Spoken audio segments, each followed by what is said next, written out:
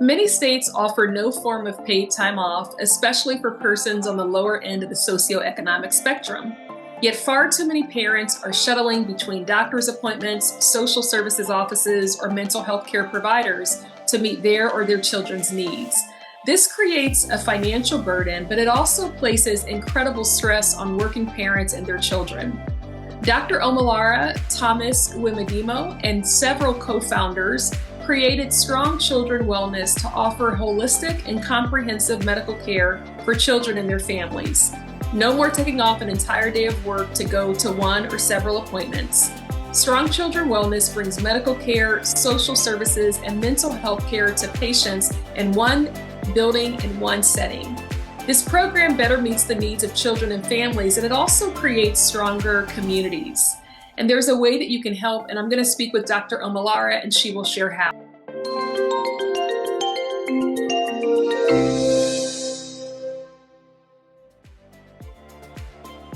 But first, my name is Jennifer Farmer, and I'm the founder of Spotlight PR LLC. This conversation is part of a broader series to raise awareness about the work that several Spotlight PR clients, such as the Revolve Fund, is doing to create solutions to some of society's pressing or most pressing issues. Strong Children Wellness is a grantee of the Revolve Fund, and they made this conversation possible. Now, in today's conversation, I'm going to speak with Dr. Omolara, and she is a physician, an entrepreneur, and a podcast host. She is also the host of the Melanin and Medicine podcast, which you can check out on many podcast players. As I shared, she co-founded and runs Strong Children Wellness, and that's a transformative program that aims to meet the needs of children and family where they are, as well as address overarching needs. So again, Revolve Fund powered this conversation, and with that, I will turn to Dr. Omolara. Thank you so much for making time for this conversation. Thank you so much, Jennifer, for having me. Now, can you talk a little bit about Strong Children Wellness and maybe give a broader view of what you all do and why it was important to create it? Yeah, so first and foremost, whenever I talk about Strong Children Wellness, I like to highlight that I am one of three women who are the founders and creators. My co-founders, Dr. Suzette and Dr. Nicole Brown, are actually twin sisters, and we are all second generation immigrant women. I'm of Nigerian background and they're of Jamaican background. And really, I think that bodes really well as New Yorkers. We're all New Yorkers, and the connection that we have to thinking about Strong Children Wellness as this innovative way to be able to serve the communities that raised us, the communities that have nurtured us, and have allowed for us to be able to become medical professionals. And how do we make sure that we can give back, not just in a way that is, superficial, but really transformative for not just health, but the actual community. And your background, as a Nigerian American and also your co-founder's background as Jamaican American, how has that informed your approach to medicine and the work that you all are doing? Yeah, so I like to say, and I've said this many times, that I have a global lens that really informs how I practiced. And then also, I'm assuming how I've created and really built what I would like to say are care models that I hope are truly not just transformative, but also really innovative for families. And so where this starts is as a young child, I grew up in New York, which already has a lot of diversity. Those of who have visited here, but I also grew up in a Nigerian household, and so that dichotomy of being able to see people and understand that people live in different buckets in their lives, and being able to have that experience, that also nurtured me to be able to travel. And I traveled to Nigeria multiple times during my childhood, and that, I think, was the driving force around having this undertone of justice that informed most of my life and has informed my career.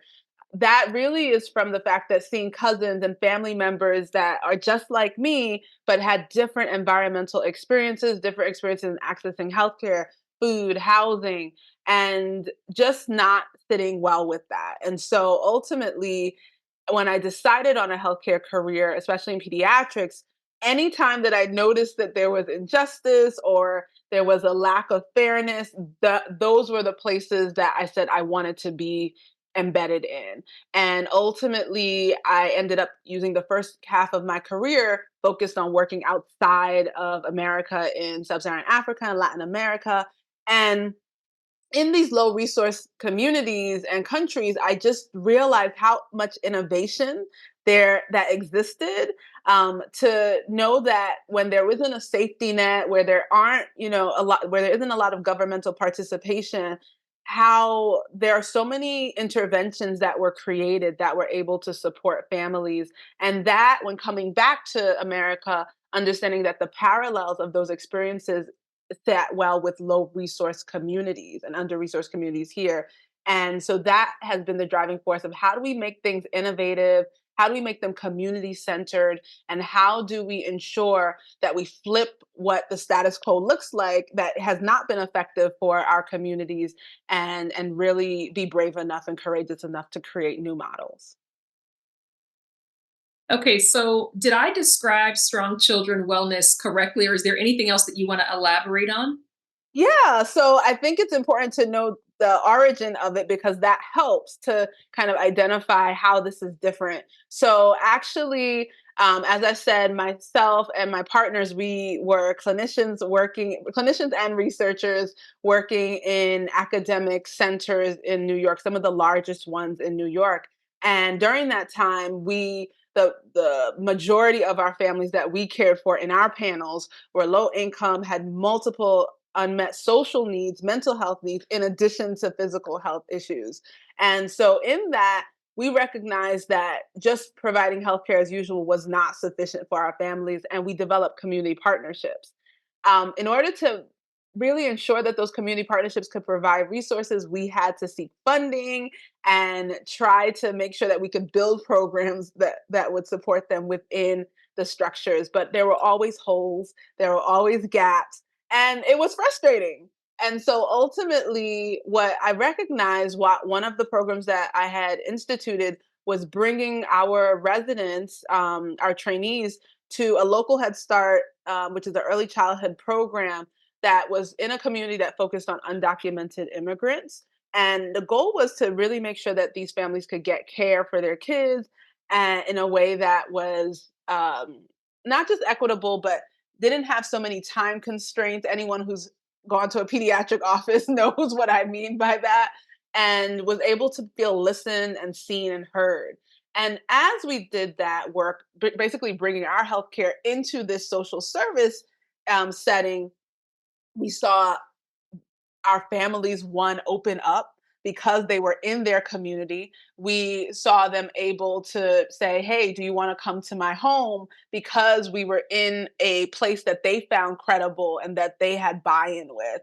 And that sparked an idea of, why does the work that we have to do have to be centered in the health care facility? And why can't we bring healthcare into community settings that have the buy-in, that have the credibility and the trust of the community? And so that was the impetus for writing up a model with my community partner to say, hey, they have this great wellness center that provides mental health and social services.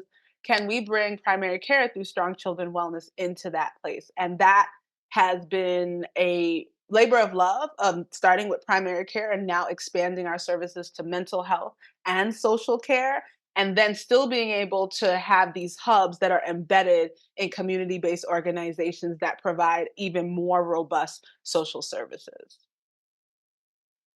I love that. And as you were speaking, one of the things that came up for me is that in communities of color, especially the Black community, there's so much mistrust in the medical system because of a history of racism, and also going and feeling like you're not seen, like you're not heard and you're not seen. And I'm just wondering, as you all have gone into community, has that increased the level of trust that patients have displayed or expressed with physicians?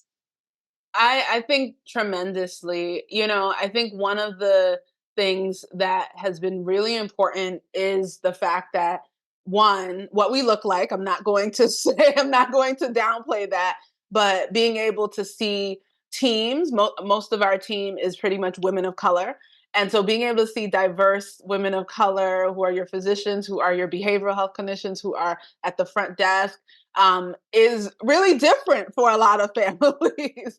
And it's exciting for families. I remember a family that we talked to, and they were just like, they felt like a breath of fresh air, like they could relax a little bit. And what I've noticed, and what I also have felt as a Black woman sometimes, is that the healthcare encounter and the healthcare visit and healthcare space is not a place where I can relax.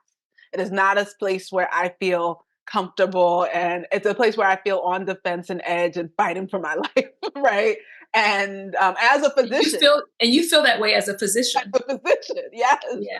And so I think our goal as clinicians was, one, to be able to say, okay, can we partner with organizations that already have that connection with families, but then also can we create an environment where families know when they come that they're going to be accepted, that we don't see their situations as abnormal or strange, or don't provide judgment on those situations, and that we actually have tangible resources to support the plethora of things that we see, right? Whether that be homelessness, immigration issues, food insecurity. And so I think that has been particularly important in the model that we've created, to make sure that families don't feel like certain parts of them need to hide. I love that because I think that I read the book Medical Apartheid years ago. And I think that sometimes you're right. When you go into a medical setting and the physicians or clinicians don't look like you, it does increase your anxiety or feel like, okay, I have to have everything put together and I'm not going to say this thing. And ultimately, I'm not sure that that can help. I don't know that your needs can be met when you're afraid to share. So I appreciate your perspective there. So when you all had this concept and this idea, was it difficult to get funding? Yes, it's always difficult to get funding. And we know the stats. If you're a Black woman, it's even more difficult to get funding.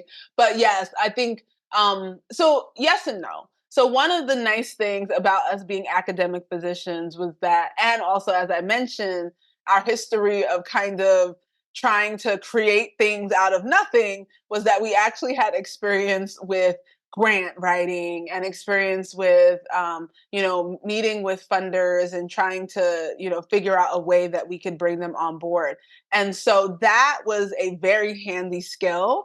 A lot of us, especially as Black people, when we go into business, are pushed into going into debt as ways to move forward. And we, probably triggered by medical school, did not want to take out any more debt. But we really, one of the things that I think is the pillar for us was partnership. And so when we talked to our partner about, hey, this is the model, we recognized, hey, you're a nonprofit that has access to these dollars that we wouldn't have access to as a for-profit. Are there funders who would be interested in this? And that's when we learned about this model where it's actually called fiscal sponsorship, but this model where this nonprofit can really bring us along as a aligned, mission driven organization, and allow us to get the dollars that we need to provide services for their clientele and the communities they serve. So that was the initial part. And we've been very successful in getting grant funding. At this point, it's been over about $1 million that we've been able to secure, which is really exciting, in grants. And then in addition, we've also been really, I think it's been important for us to think about awards and other things to apply for that are a little bit different from grants, but just in terms of highlighting the nuance and the innovation. And if there's money around, recognizing that, we've been able to tap into that in addition to the usual revenue streams that are available in healthcare. Can you say a word about some of the awards that you all have won? Because I feel like you all won one in the fall of 2023. Yeah, so we've won a number of different awards. One of the newest ones that we won is from Annuity Leadership Organization, and it is called the Behavioral Health Integration Innovation Award. So that was really exciting. In 2023, we also did get an award from the American, well, that was in 2021, actually, the American Heart Association. And that specifically was with their Social Impact Fund. We've won awards with Village Capital for their health equity program. And, multiple ones where we've been able to be highlighted for being a social enterprise and focused on equity. And so it's been exciting. One of the initial awards that we won was something called the David Prize, which is a highly competitive award. And Suzette Brown, who is my co-founder, applied out of tens of thousands of New Yorkers, and there are only 5 that are chosen, and she got one of those spots. So it's exciting That's to get amazing. that. Yeah. Yeah, that's so amazing. So, I have met a few Black female physicians who are very innovative in how they think about medicine. My own doctor is one. And I'm just wondering if there are female physicians, Black female physicians who are listening and they say, okay, well, I have a concept. Um, I have a program that I want to get funding for, or I want to scale. Where do you recommend they start? Like, what's the best place to start? Yeah. So first and foremost, I am not someone, and I think this comes from my global background, because a lot of what I saw in terms of when people were building was very communal. I think as Black, and most of my work it was in Africa, and I think as Black people from African ancestry, we just work better in community and through partnership and working. And so I'm never someone who is like, I have an idea and I'm gonna like move this nuts to bolts by myself. I'm always thinking about, okay, who is it that I want to serve, and who else wants to serve these? Who else is serving these people, right? Because most likely, if I'm providing something that is new for the people that they're already serving, then there's a partnership potentially that's brewing there. And what I think has been really exciting about that is once you get your idea on paper, I'm always someone who says, in order to make something 3D, you have to make it 2D first. So, architects don't just build from their mind, right? And I think that's important to put it down on paper. And, I think one of the things is to start to think about who are the people, who are your supporters and people that who just support you in general, and just have some people who are actually like looking at it to say, hey, oh, what about this or what about that you really trust. But I think the third part is to think about who else is aligned with supporting these individuals, that is providing something else, and starting to have the conversation with them. I like to call them discovery calls, where it's not like, this is what I want to do, but it's like, this is what I'm thinking of for helping the communities you serve, and I want to get your thoughts. And that collaboration always emerges the best. I think the best version of what you want to build. I love that. And I know you have another commitment, so I'm going to let you go. But I do have just one more question. And then I'll ask if you have anything else that you want to share. Sometimes when we go to launch a project or to start something, we face personal barriers, or we face challenges, or maybe it's business barriers. And some people can see that as, oh, here's this big obstacle I need to stop. If we have anyone listening and perhaps they have an idea, maybe they've put pen to paper, maybe it's 2D so that it can be 3D. It's already 2D, and they've taken a few steps forward, but they experience a setback. Do you have anything that you can share that might encourage someone in that situation to keep going? Yeah. I think it's always important and this is hard for me because I'm a high introvert, but if I see someone who has been successful in doing it, I'm like, they've have something to tell me. They have some idea that I have not tapped into to tell me. Ideally, if they're in your field, that's really exciting. But even if they're not, I think that piece is important to like figure out and identify your village, And who are the people who are models of like, yes, that is exactly what I want to do, or it's not exactly what I want to do, but how they're building is really exciting to me. I think that's important. I also think it's important to recognize that, and it's something that we are dealing with and facing with now, that it's important to take a phased approach to the work, because a lot of times we come in with a big vision, and I would say as a Black woman, I'm like, yep, I'm gonna do it all and make that happen tomorrow. And and it's likely I could, but to the detriment of my body, my mind, my family. And it's taken probably all of my career. I'm still in the valley. I'm not at the mountaintop in terms of thinking about what's the interim piece. Like, this is a marathon and not a sprint. And so even when we thought about what strong children wellness would look like, that is not what it looks like today, right? But it allowed for us to find something achievable in the interim that we could do with the resources that we had, so that people don't feel blocked. So whenever I see a block, I say, okay, let's think about what the smaller part of this is with what I have, get traction on that and the resources, and then move to the next level.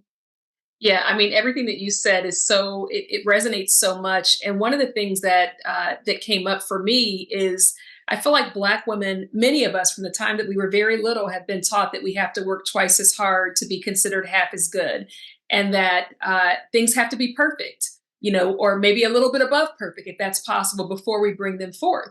But I think that thinking can be very harmful to our health and our wellness. And so if you are of the mindset that, no, this, like you said, I have to start it today and it has to be near complete by Friday, and today is Tuesday. I wonder if you could just close us out by saying something around that thinking and how maybe that shouldn't be the goal. Yeah. Um, there was a really great, revelation that I had um, during the pandemic. And I mean, the biggest moment for me has been moving from someone who was doing it all, getting burnt out, and then developing a chronic illness that I have now called multiple sclerosis, and not being able to walk. And that was how I presented. And that was the first wake up call about, oh, like, you do have the capacity to like not be able to do things for yourself, and look at what look at where you are. And I remember my neurologist saying to me, you cannot continue like this or you will end up in a wheelchair. And so that wake up call of recognizing that we have so much to give, however, we cannot give what we don't have. And so Brene Brown talks about that in particular. And I love that, because the idea is, if we don't come from a place of wellness in my healthcare space, we can't give wellness, right? And so what we're